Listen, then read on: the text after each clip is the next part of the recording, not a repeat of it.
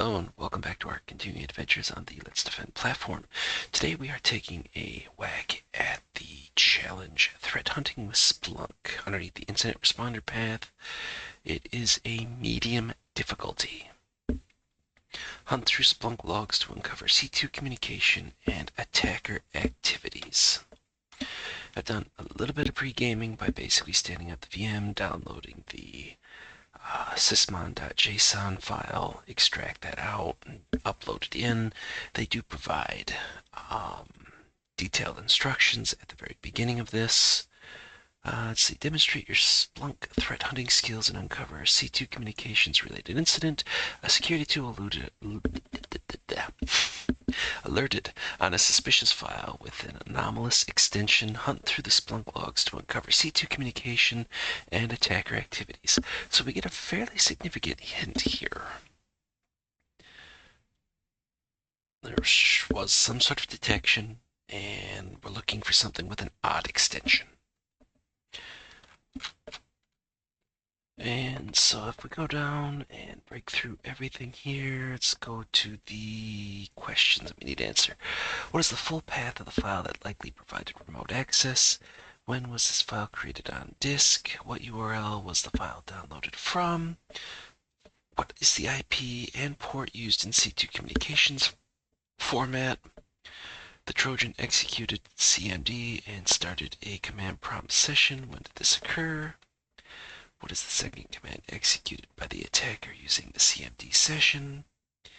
The attacker has added a new user to the system to establish persistent access. What is the username password pair for the newly created account? The attacker downloaded a script for further post-exploitation. What is the full path to the script on the local system? Logs also show PowerShell activity. When did the attacker bypass the PowerShell execution policy on the system? To stop the attacker's activity, our system administrator changed firewall rules on the system immediately after the security team received the alert. What was the name of the rule that was added? And what was the user context permissions that enforced the policy rule? Alright, so let's go back and start putting this thing together.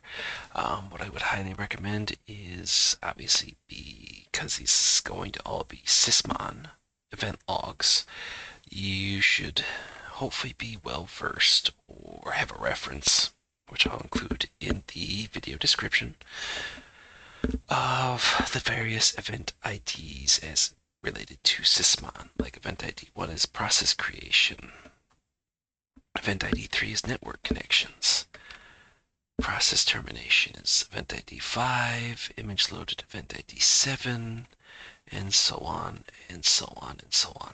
So realistically, what we'd probably be looking for is, this obviously was executed, so we could start with event ID 1. We could take a look at event ID 11, because I believe there was a couple of aspects in regards to, okay, when was certain things created? And then, let's see, 13 and 14 relate to registry.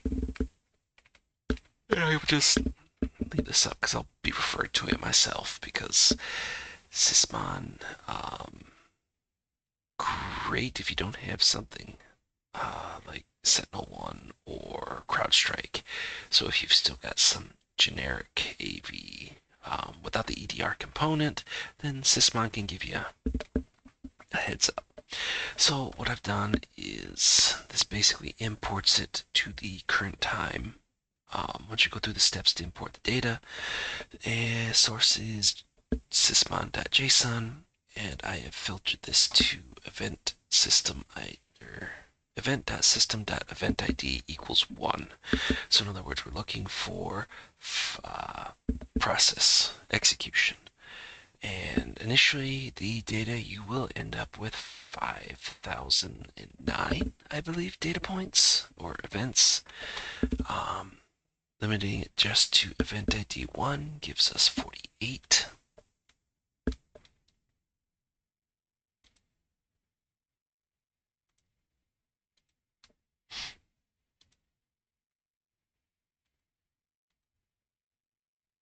And we are just going to go ahead and adjust this so we can see everything.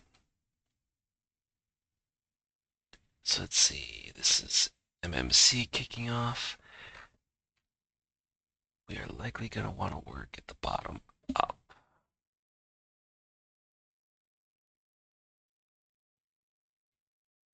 So let's see, we got edge update, edge update, edge update, edge update. As it shows up here. What else do we get?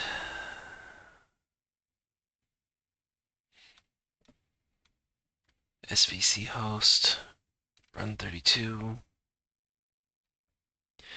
SC, run 32, run 32, run 32, run 32.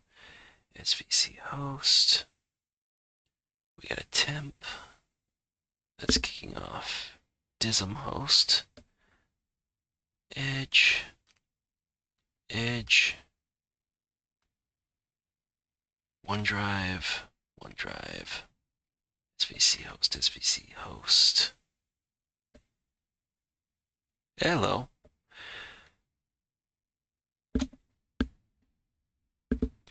ICC users, let's defend downloads application underscore form.pdf.exe.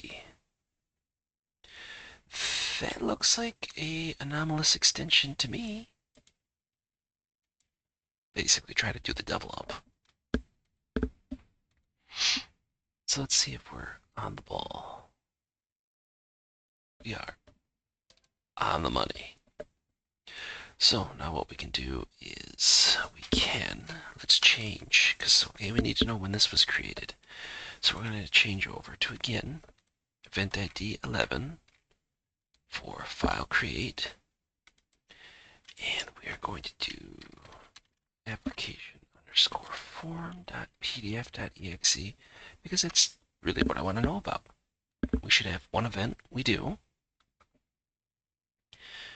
And so this was downloaded from Edge.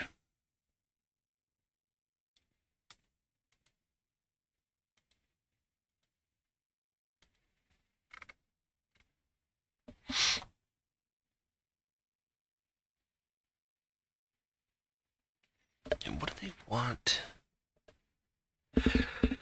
Year, month, date. Year, month, date.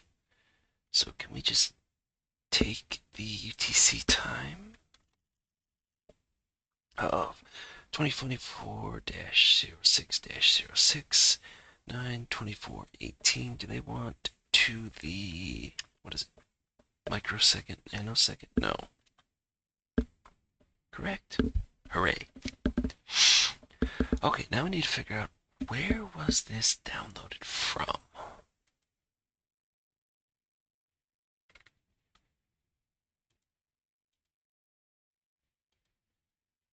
And I suppose we'd actually get like mark of the web that would actually be denoted in there. No, not so much. At least not by the looks of it. Okay, let's leave the application form PDF exe. What one was network? That is 3. So let's see.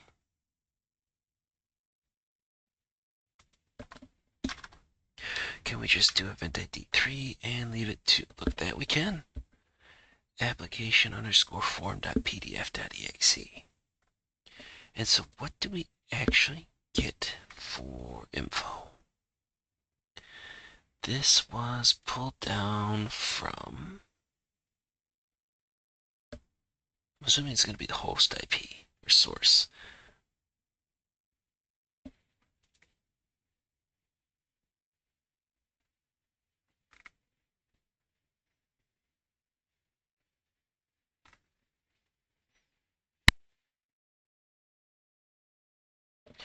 And they want, no, they want the URL, not the host.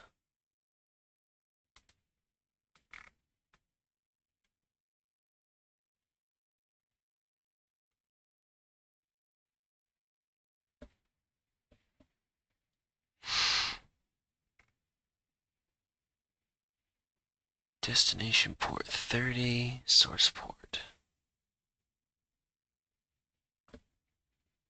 Oh wait, no, that's actually it executing and then kicking off.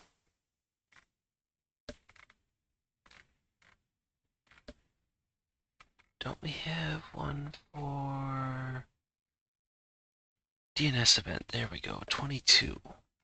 Whoopsie. We're getting ahead of ourselves in terms of... So that's likely the C2 communication. Screw it, I mean, we're already here, right? So it looks like 2.3.2.2. 2.3.2.2. Yeah. So that's going to be 13, 232, 55, 12, or 30. Yes. Okay, now we can switch over and see if we can find out where this thing was pulled down from. So we're going to change event system event ID from 3 to 22. We get one event yet again. I always love one event. It makes it so easy.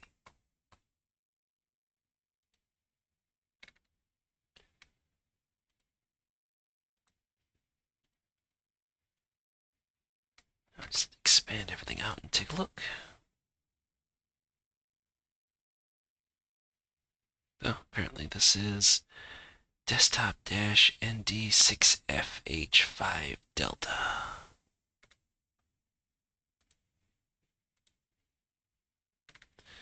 We get threads and everything else like that, but then I am not seeing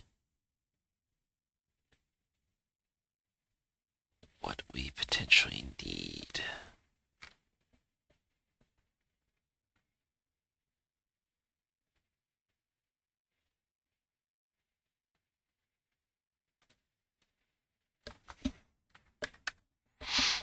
Oops.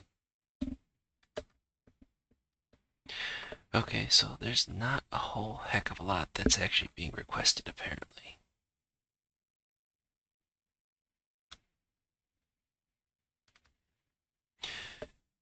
Edge before everything else kicked off, which, okay, I suppose that would make more sense as we want to know, okay, Edge, what were you looking at before all this went?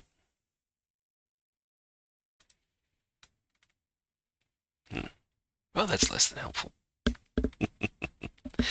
How many might be centered around the event data image? There are 2 events for Microsoft Edge. So let's add the event data.image of MS Edge into the mix. And what shakes out from there? So we get where it looked or requested WPAD. WPAD.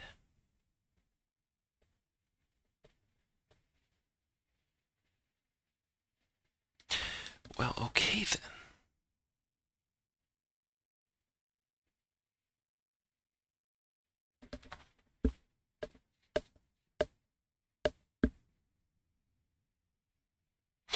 Oh.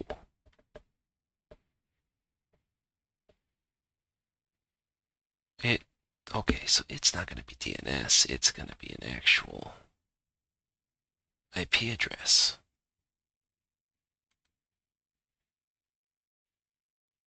So which one? 8, right? Was the network connections?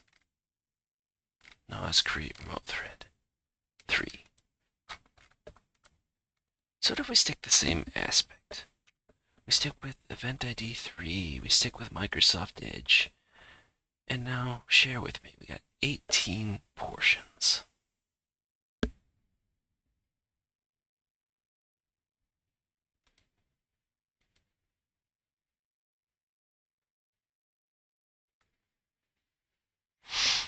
We got a source port, we got a destination port, and those are all IPv6. So how about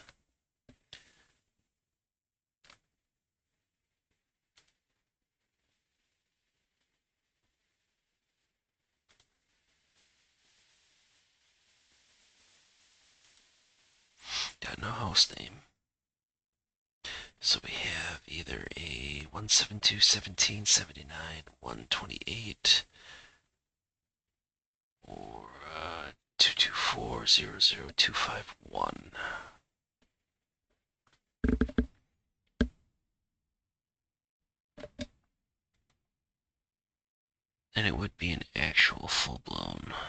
So it is going to be application form.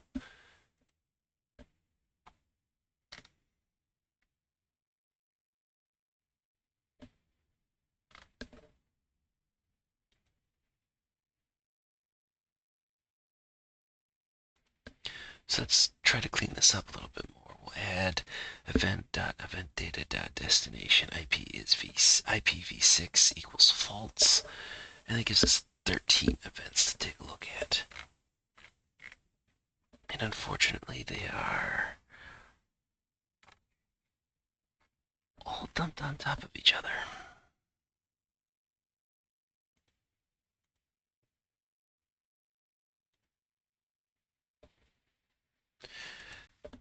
And we'll use the answer, or use the test, take the test. So this looks like it's going to be HTTP, not HTTPS.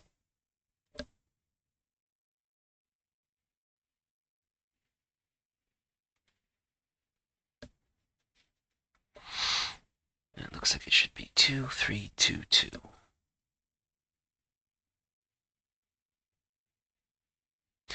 Which 13, 232, 55, 12 looks like what I'm expecting to see.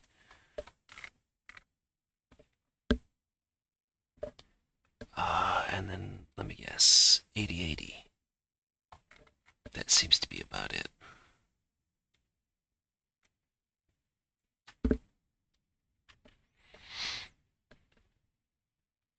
So let's take a stab at this. Port 8080. There are two full events that would pull this through. And that would be what, zone identifier? Or okay, so there is a identifier. What event ID would be 15, which translates to what? File create stream hash.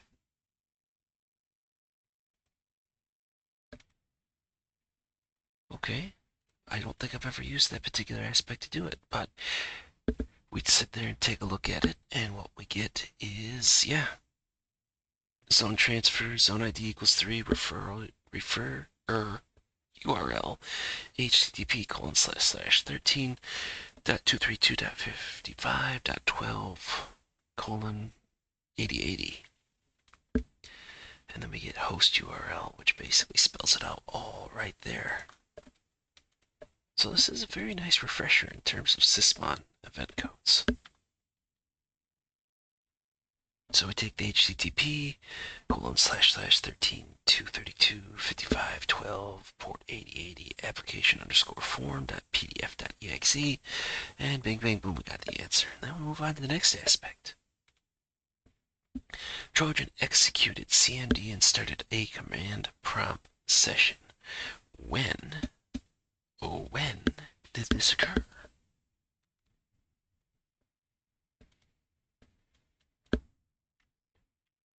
So if we just do cmd.exe across the whole thing, we only get 7 events. So that is not a bad way to approach this.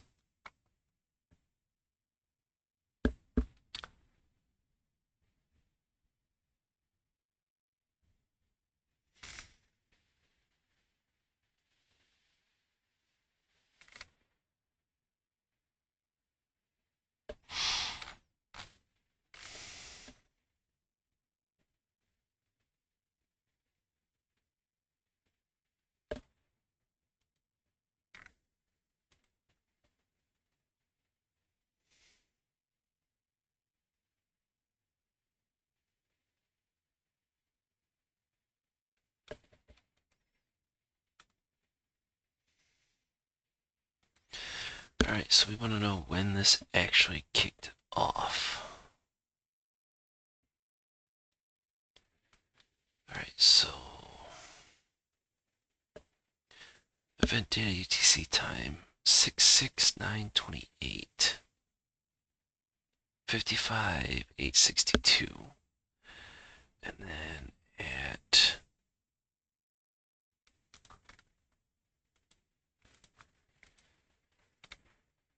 let me see, a command kick off from the pdf.exe.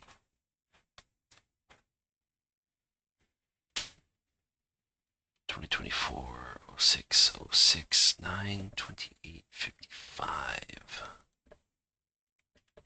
Again, leaving off the dot 856. Cool. What is the second command executed by the attacker? So this gives us CMD. What's the next aspect?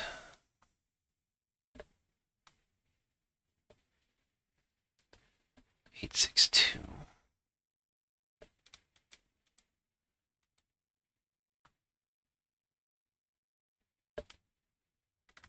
Library injection. Okay, so it looks like they run Who Am I?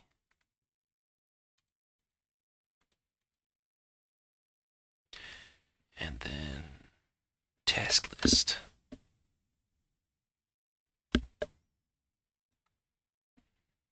So I'm assuming this is just going to be task list.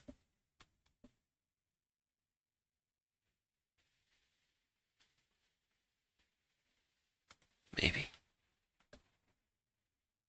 Yeah, task list. So that is the non-updating snapshot in time, like view of Task Manager for Windows systems. Okay, we're right. Then they added a new user.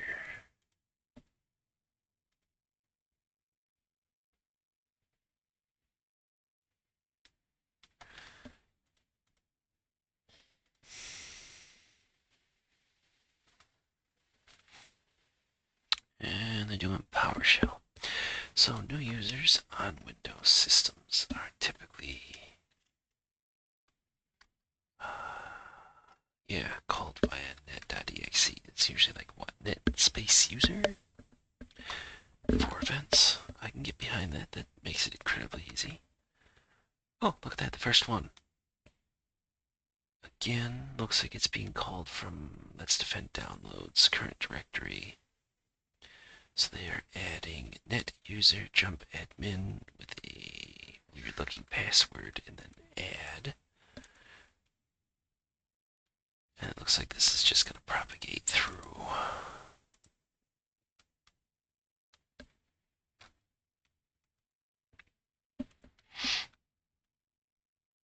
Yeah, so what do they want?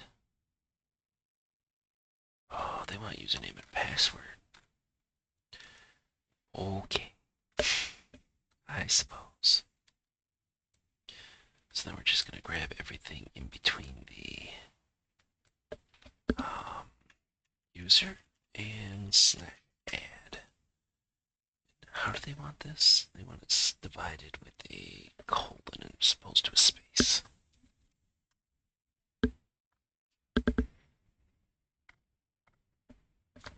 Alright. Cooking with gas. I haven't even finished my first coffee in the morning. Okay. Attacker downloaded a script for further post-exploitation. What is the path of the file on the local? Okay, so we're going to go back to the same aspect of... No, not process creation. File create. So we're going to go back up here. We're going to change this around.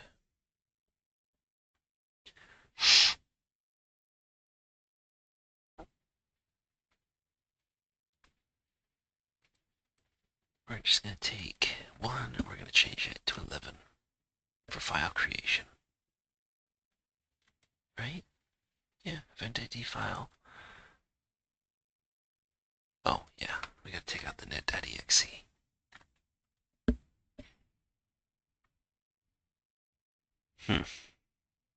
Well, that's going to be a pain in the posterior.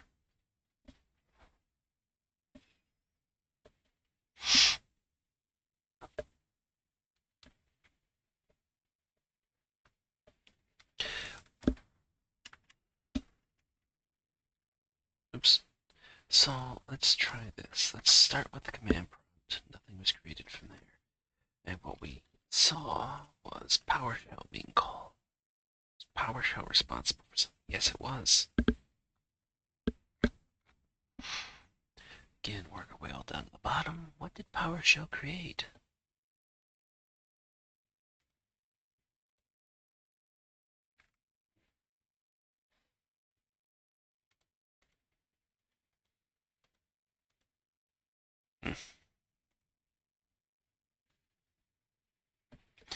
PowerShell Interactive. Okay, well, we got 4 things to look at. Let's not freak out yet.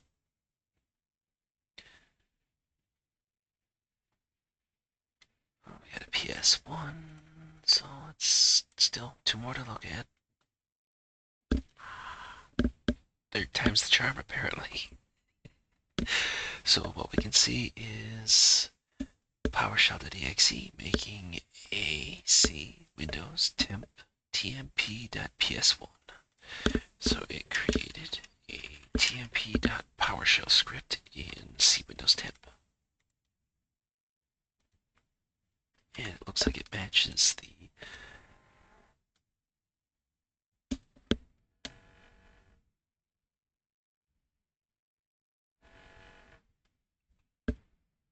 I don't know if it's coming through, but neighbor being asshat with base that's basically just rattling everything. Okay. Back on topic. Okay, logs also show PowerShell activity. When did the attacker bypass the PowerShell execution policy?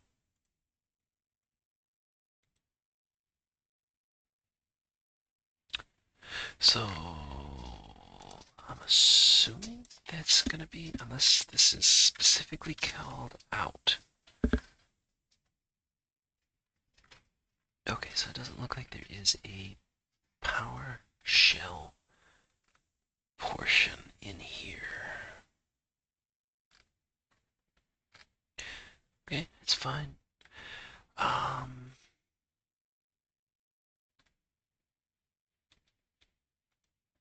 So how many things do we get if we just do event ID 1? We get 2 events. Do we get anything in here? Okay, hang on. Really? This is CMD spawning PowerShell. Okay, and then we get to this. And so we see C Windows System 32, Windows PowerShell v1, PowerShell.exe, -ep/bypass. So I'm assuming that is going to be execution policy bypass. But let's just confirm.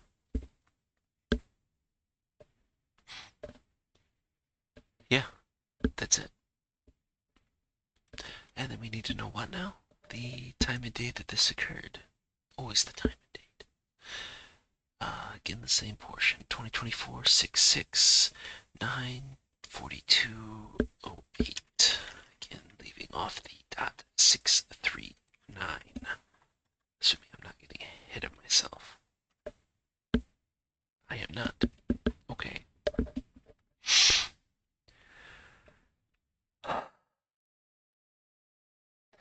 To stop the attacker's activity, our system administrator changed the firewall rules on the system. So here's the question.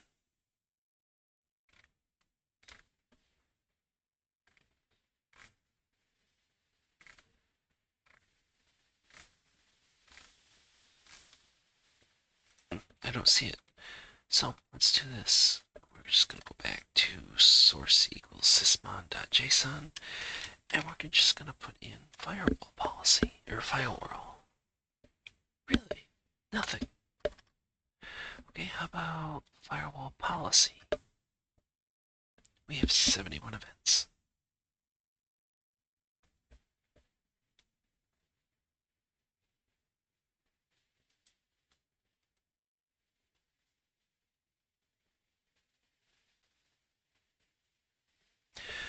And it's okay, so we see policy, we see set value inside of the HKey local machine system, current control set, services, shared access parameters, firewall policy, firewall rules, and then a GUID.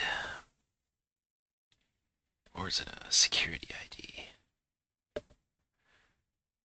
But effectively they create a action equals block, active equals true, direction out, sending out to 13, 232, 55, 12. Name sec event 1. So you want to know what now? What was the name of the rule that was added? Sec event 1.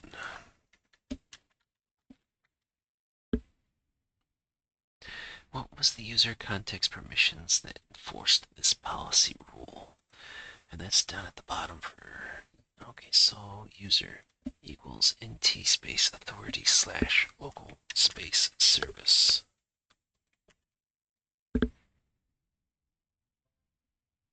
Wow, that was over with quick.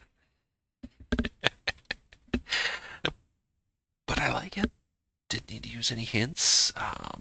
As long as you've got, like I said, good enough, I thought process in regards to how to go through and do this, which hopefully you understand as to the why doing this versus doing that. Yeah, usually like in the event of we can't get the actual history file from a system like Chrome history, Microsoft Edge, whatever, we will take a look at DNS records to or requests to try to put together a rough timeline of events as to, okay, you hit some weird .ru domain, and next thing you know, we see a file download when we, limit our searches around that particular time frame. Although I am really surprised that there wasn't some sort of detection set up along the way for double extension and to at least alert actually no, there was, wasn't there? Or was it the execution? What does that specifically say now? Now that I've gone through this and it's been like 30 minutes. A security tool eluded on a suspicious file with anomalous. Okay. So maybe when it was written to the file system, or it could have been in transit as well. But so there we go. Unfortunately, this has been out long enough that I'm not going to take a top 10 spot, which is fine. One of the reasons as to why I put this out, the event that maybe you've been trying to go through and do this yourself, and you're running into issues and you're not entirely sure as to where to look. But so I will get this stuff put up, and I will get this Medium article linked in, and I will see if I can find something that specifically just talks about the PowerShell bypass, so that way you have some sort of idea. Because I think you can do, as was demonstrated, the -EP for execution policy. I believe you can also spell it out, so that might be something else to sit there and look at. But, so there we go. That has been the threat hunting with Splunk challenge on the Let's Defend platform. Highly recommend if you've got a subscription that will allow you access to go through and take a whack at this yourself, and hopefully learn something. If not, get a nice refresher at least on SysMon event ID codes. But with all that being said, I will see everyone in the next video.